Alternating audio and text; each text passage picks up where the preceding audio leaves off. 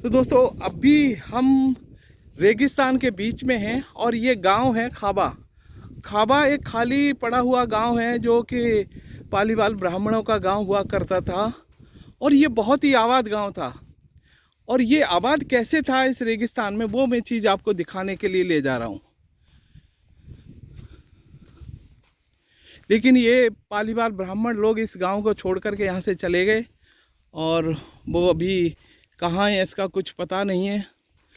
और यहाँ पर वो खेती किया करते थे और खेती कैसे करते थे वही चीज़ मैं आपको दिखाता हूँ। अमीर कैसे बने थे वो।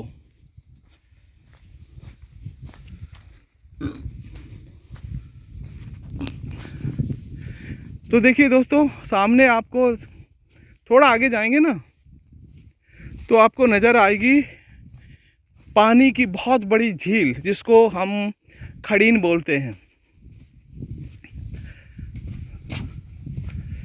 तो ये बहुत बड़ी खड़ीन है और ऐसी खड़ीन बनाई जाती थी पहाड़ों के बीच में, बांध बना करके पूरे पानी को रोक लिया जाता था और वो पानी धीरे धीरे ज़मीन में चला जाता था और फिर जब पानी सूख जाता था फिर इसमें फसल बुवाई की जाती थी और फिर उसको पानी देने की ज़रूरत नहीं पड़ती थी क्योंकि नीचे ज़मीन में पानी ऑलरेडी होता था। तो ये खड़ीन पद्धति कहलाती है। तो आगे मैं दिखाता हूँ, देखो आपको खड़ीन।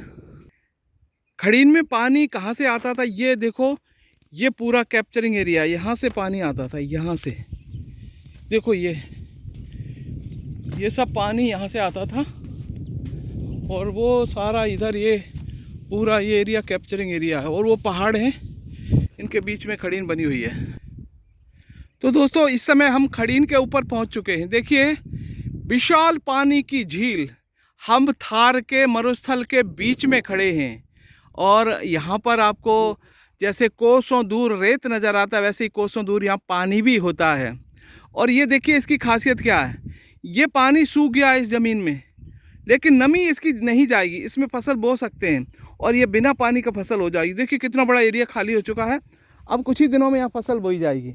ये मीठे पानी की झील है, ये देखो पशु अभी पानी पी के जा रहे हैं। ये तो पानी की तो ज़रूरत पड़ती थी पहले, तो यहाँ सब कुछ होता था, खेती भी होती थी रेगिस्तान के बीच में, फसलें भी उगाई जाती थी, चना जौ गेहूँ सब कुछ होता था।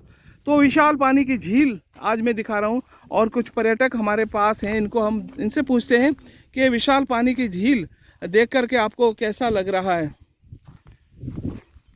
ये रेगिस्तान के अंदर आप जो झील देख रहे हैं, क्या आपको अनुमान था कि ऐसा पानी हमको इस रेगिस्तान में देखने को मिलता है? बताइए थोड़ा सा। नहीं, मैंने तो पहली बार ही देखा है कि रेगिस्तान में इतना सारा पानी एक जगह इकट्ठा होकर और इतनी बड़ी झील बन सकती है। जब अभी वहाँ ऊपर पहाड़ी से नज़र पड़ी तो यहाँ हम उसको देखने आए हैं और काफ़ी हैरत अंगेज़ है कि बारिश ख़त्म हुए शायद 4-5 महीने हो चुके हैं पर ये पानी अभी भी यहाँ भरा हुआ है। तो हमारे साथ कृषि विशेषज्ञ भी हैं और ये जानकार हैं और ख़ासकर ये चीज़ देखने आए हैं कि जो रेगिस्तान के अंदर हमारी पुरानी पद्धति थी और कई लोगों ने भुला दिया है, लेकिन यहाँ पर अमित जी मेरे साथ हैं। अमित जी एक चीज़ हमें आप समझाइए कि ये जो हमारी पुरानी पद्धति थी और इसके जो खड़ीन के माध्यम से खेती की जाती थी और हम अपने किसानों को इजराइल की पद्धति अपनाने के लिए कहते हैं, तो ये कितनी कारगर थी? जी, ये जो खड़ीन बनाकर पानी संचरण की है ना, ये परंपरागत विधि है और वर्तमान में भी ये बहुत कारगर है। जिस प्रकार से हम अपने परंपरागत तरीक़ों से जल संचरण करने के तरीके भूल रहे हैं और जैसलमेर जैसे जहाँ पर पानी की एक बूंद भी है वो बहुत अधिक महत्व रखती है, वहाँ पर खड़ीन के द्वारा पानी संचय करना और उसके बाद में वहाँ पर फसल उत्पादन करना बहुत अहम बात है। और निश्चित रूप से ये जैसलमेर और इस आसपास के क्षेत्र के लिए एक ऐसा कह सकता हूँ कि मतलब वरदान साबित होती है कृषि उत्पादन के लिए और जल के लिए। एक चीज़ मुझे पता है कि यहाँ पर जो फसलें होती हैं जैसे गेहूँ होती है तो इसमें कोई खाद वगैरह नहीं लगाते, तो ये लोग जो बेचते हैं कहते हैं ये ऑर्गेनिक है, इसका क्या मतलब है? देखिए, ऑर्गेनिक का मतलब यही होता है कि जिसमें आप केमिकल वाली खाद है जो पेस्टिसाइड्स है या फर्टिलाइज़र है वो नहीं डालें।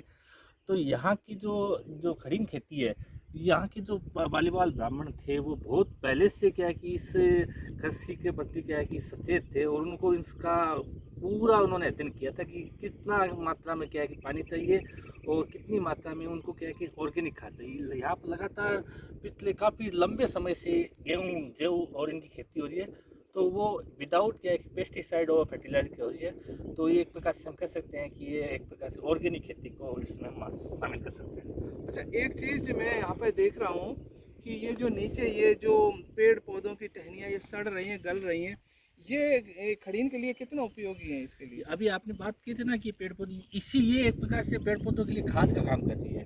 इसी से क्या है कि उसको पेड़ को, गेहूं को या जौ को और अन्य जो भी फसलें हैं उनको नाइट्रोजन की सप्लाई होती है। उन्हीं से क्या है कि इनको यहाँ पर फास्फोरस की सप्लाई होती है।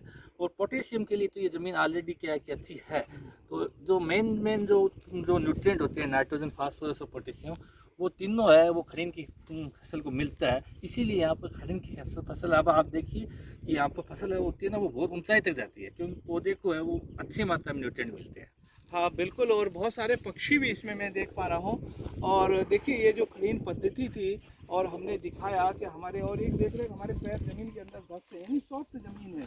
तो यहाँ पर जैसे जैसे खाली होती जाएगी और इसमें फसलों की बुवाई हो जाएगी, तो इतना अच्छा जो तकनीक थी अमित जी, आपने देखो विस्तार से बताया कि किस प्रकार से आज भी अगर ये इस्तेमाल करें किसान भाई तो आज हमारे लिए ये वरदान साबित हो सकती है।